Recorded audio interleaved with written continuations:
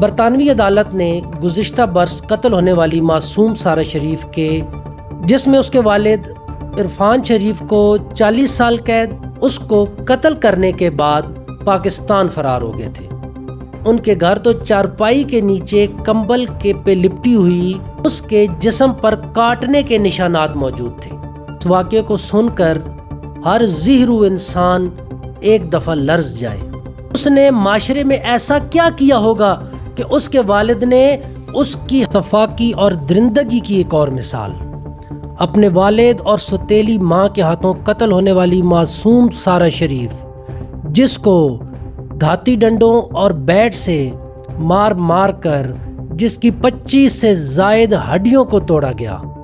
اور بالآخر وہ بچی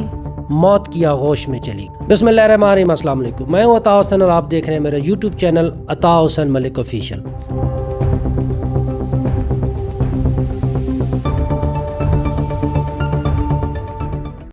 برطانوی عدالت نے گزشتہ برس قتل ہونے والی معصوم سارہ شریف کے جو قاتل ہیں ان کا فیصلہ کل سنایا ہے، جس میں اس کے والد شریف عرفان شریف اور اس کی والدہ بینش بطول اور چچا فیصل ملک کو قصوروار ٹھہراتے ہوئے انہیں عمر قید کی سزا سنائی ہے، جس میں اس کے والد عرفان شریف کو 40 سال قید، اس کی والدہ بینش بطول کو 33 سال قید اور چچا فیصل ملک ان کو 16 سال قید کی سزا سنائی ہے۔ 10 اگست 2023 کو سارہ کی لاش اس کے کمرے میں کمبل کے پہ لپٹی ہوئی ملی، جبکہ اس کے والد عرفان شریف، والدہ بینش بطول اور چچا فیصل ملک اس کو قتل کرنے کے بعد پاکستان فرار ہو گئے تھے، اور وہاں پہنچنے پر انہوں نے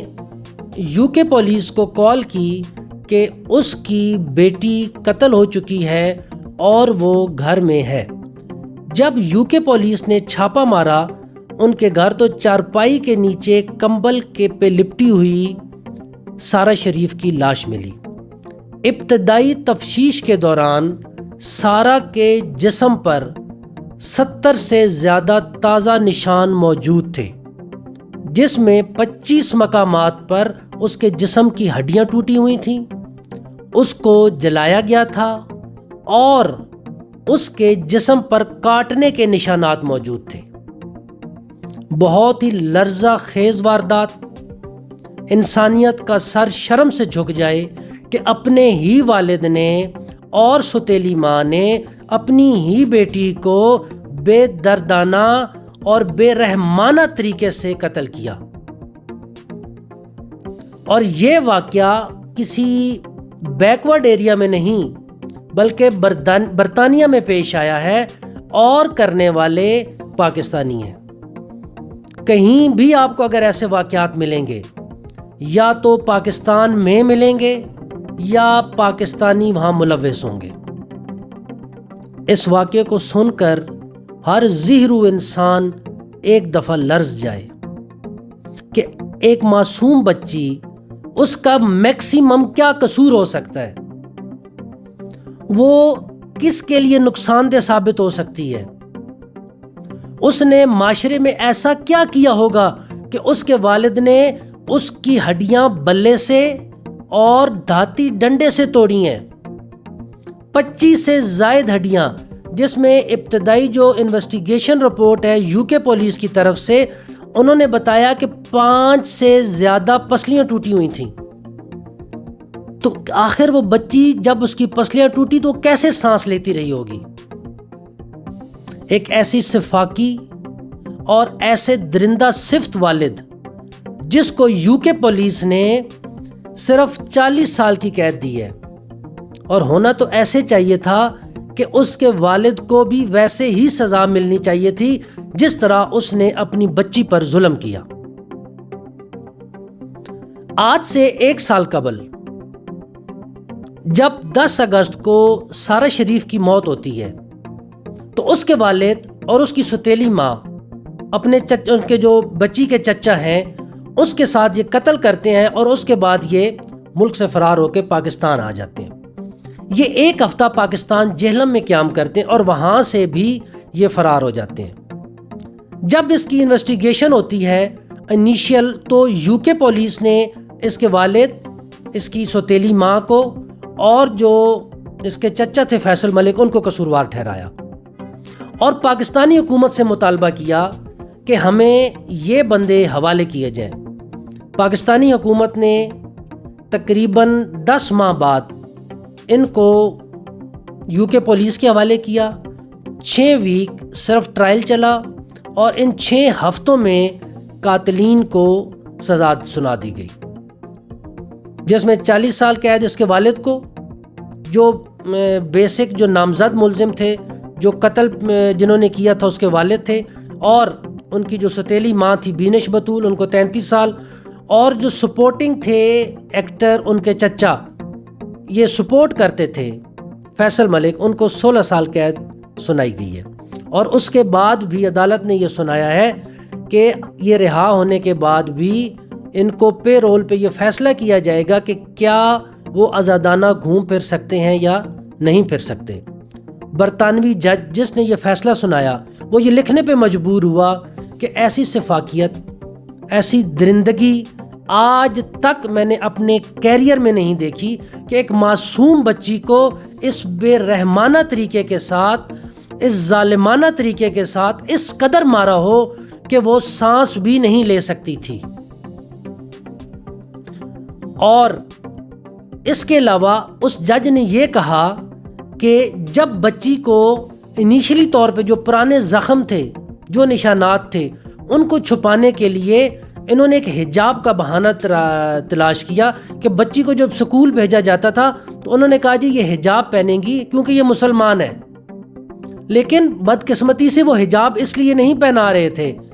کہ وہ مسلمان تھے، وہ اس لیے حجاب پہنا رہے تھے کہ جب بچی کو مارتے تھے تو اس کے جسم پر نشانات ہوتے تھے اور اس نشانات کی وجہ سے لوگ سوال کرتے تھے، اور جب بار بار لوگوں کے یہ سوالات ابھرنے لگے تو انہوں نے بالآخر اپنی بچی کو سکول سے اسٹک آف کروا کے گھر بٹھا لیا۔ مقدمے کے اوائل میں اس کے والد 6 دن لگاتار قتل سے انکار کرتے رہے، لیکن اچانک اس کے والد نے جب یو ٹرن لیا اور اس نے کہا کہ اس نے اپنی بیٹی کو خود مارا ہے، اور اس نے یہ اعتراف جرم کیا کہ وہ اپنی بیٹی کو بیٹ کے ساتھ مارتا تھا، وہ اس پر گرم پانی ڈالتا تھا، وہ ایک دھاتی ڈنڈا تھا وہ اس سے مارتا تھا، اور اس کی بیگم جو ہے وہ تھپڑوں سے، مکوں سے اور لاتوں سے مارتی تھی۔ جب عدالت نے وجہ پوچھی کہ آپ ایسا کیوں کرتے تھے تو انہوں نے بتایا کہ میری بیوی، میں جاب پر ہوتا تھا تو یہ فون کرتی تھی کہ آپ کی بیٹی کو جن ہو گئے ہیں، اور جب میں گھر آتا تھا تو یہ بہکی بہکی باتیں کر رہی ہوتی تھی تو میں اس لیے اس کو مارتا تھا۔ اور یہ تمام کام، یہ اکسانے والی مجھے میری بیوی ہے، اس کی ستیلی ماں۔ اور اس نے یہ بھی اعتراف کیا کہ میں نے اپنی بیٹی کو جب بلے سے مارا، اس کی پسلیاں ٹوٹیں اور یہ مجھے واسطے دیتی رہی کہ مجھے مت مارو، مجھے پاکستان بھیج دو، لیکن میں نے ایک نہ سنی۔ کہتا ہے کہ آخری جب میں اس کو قتل کر کے جب مار کے ہم پاکستان کے لیے فرار ہوئے تھے، اس ٹائم میں نے دھاتی ڈنڈوں سے اس کے سر پر، اس کے چہرے پر اور اس کی ٹانگوں پر وار کیے تھے، اور اس کے بعد ہم اسے تڑپتا ہوا چھوڑ کر فرار ہو گئے تھے۔ ایک ایسی داستان کہ جس کو سن کر جج نے بھی یہ کہا کہ ایسی درندگی میں نے آج تک فیصلہ کرتے ہوئے یو کے میں کبھی بھی اس قسم کی ظلم، اس قسم کی درندگی میں نے آج تک نہیں دیکھی نہ سنی۔ ایک طرف تو یو کے حکومت نے قاتلوں کو کیفر کردار تک پہنچا دیا، لیکن دوسری طرف جو ہماری سوشل آرگنائزیشن ہے، جو ہیومن رائٹ آرگنائزیشن ہے یا دوسرے ادارے ہیں، وہ اس تہ تک بھی ضرور پہنچیں کہ اس سفاکی اور درندگی کی آخر وجہ کیا ہے، آخر ایسا کیا فرسٹریشن تھی ایسی اس کے والد کے ذہن میں کہ اس نے اپنی معصوم بچی کو اس سفاکی اور ظالمانہ طریقے سے تشدد کر کے قتل کیا۔ کیا اسلام ہمیں یہ سکھاتا ہے؟ کیا اسلام یہ ہمیں درس دیتا ہے؟ در حقیقت اس انسان کا، ایسے انسانوں کا اسلام سے کوئی تعلق ہوتا ہی نہیں ہے، بلکہ اسلام سے نہیں، میں کہوں گا کہ انسانیت سے ہی کوئی تعلق نہیں ہوتا، کیونکہ کوئی بھی انسان ایسا ظلم نہیں کر سکتا۔ اسلام صرف مسلمانوں کا نہیں ہے، اسلام انسانوں کا ہے، اور اسلام نے سب سے پہلے ہمیں انسانیت سکھائی ہے۔ بٹ انفارچونیٹلی ہمارے علماء کا کردار، اس میں میں ضرور بات کروں گا کہ یہ بہت ہی تعصب انگیز، بہت ہی نفرت انگیز اور بہت ہی بغض سے بھرا ہوا کردار ہے۔ یہاں حق بنتا تھا کہ ہمارے جو علماء ہیں وہ انسانیت کی تشریح کرتے، لیکن ہمارے علماء کو فتاووں کے علاوہ اور ایک دوسرے پہ کفر کے فتووں کے علاوہ شاید ہی کوئی کام ہو کہ وہ اس طرف توجہ دیں۔ کسی بھی سوسائٹی میں علماء کا کردار بہت اہم رہا ہے، لیکن آج کل کے جو علماء ہیں ان کی تقاریر نفرت انگیز، ان میں تعصب، ان میں بغض، اس میں کینہ اور دوسروں کو مورد الزام ٹھہرانے کے مترادف ہے۔ آخر ایسا کیوں ہے؟ ایسی نوبت کیوں آئی؟ وہاں کی جو کونسلز تھیں، ہیومن رائٹس تھی، ان کو یہ چیزیں نظر کیوں نہیں آئیں؟ ان تمام چیزوں کی وجہ تلاش کرنے کی ضرورت ہے۔ یہ ایک واقعہ نہیں، اس میں پوری انسانیت کے سر شرم سے جھک گئے ہیں کہ ایسا ظلم جو شاید حضور پاک کے دور سے پہلے جو بدھو تھے وہ بھی اتنا نہیں کرتے تھے۔ وہ اپنی بیٹیوں کو دفن ضرور کرتے تھے، وہ زندہ صرف دفن کرتے تھے، وہ ایسی بربریت اور ایسا ظلم نہیں کرتے تھے۔ اور یہ لمحہ فکریہ ہے اسپیشلی ہمارے علماء کے لیے کہ وہ قوم کی کیا تربیت کر رہے ہیں۔ وہ قوم کو انسان نہیں حیوان بنا رہے ہیں، وہ نفرت پھیلا رہے ہیں عوام کے دلوں میں۔ انہوں نے اسلام اور ہیومن رائٹس کا کنسیپٹ ہی نہیں دیا۔ اگر وہ اسلام اور ہیومن رائٹس کا تشریح کرتے، اس کے بارے میں بتاتے، تو آج ظلم نہ ہوتے۔ آج جو معاشرے میں درندگی پھیلی ہوئی ہے، آپ جا بجا دیکھ رہے ہیں، آئے روز ایسی خبریں دیکھنے کو ملتی ہیں، وہ نہ ہوتی۔ اس پہ سوچیے گا ضرور۔ اسلام صرف ہمیں انسانیت کا درس دیتا ہے۔